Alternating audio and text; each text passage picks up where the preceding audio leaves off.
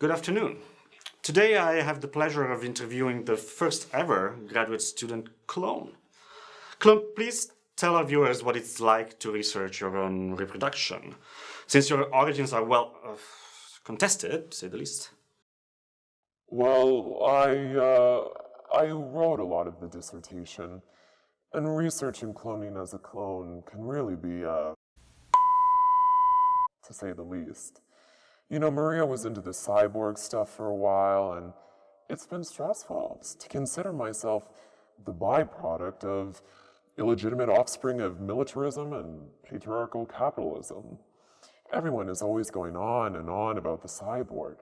But really, to be honest, I think I'm one of the more contentious examples of reproductive politics out there. Yes, let's talk about cloning as a technique of different kinds of reproduction. A clone duplicates, replicates, or imitates. Does that sound about right? But cloning by way of nuclear transfer still creates imperfect copies.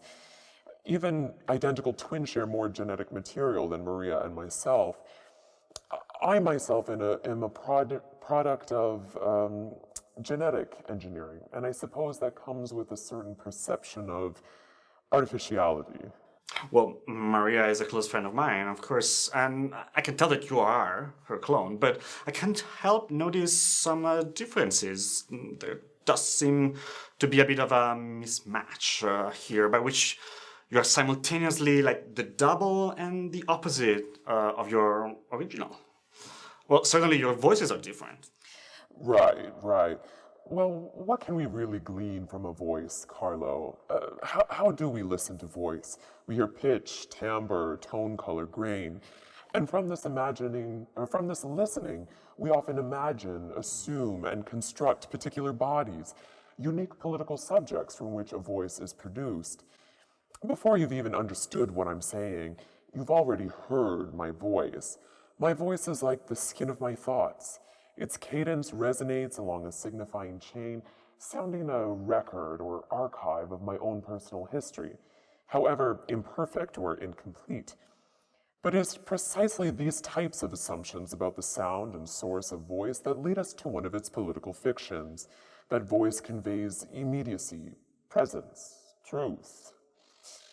You know, I've often thought that our voices are not projected, but are themselves projected onto. That you mean?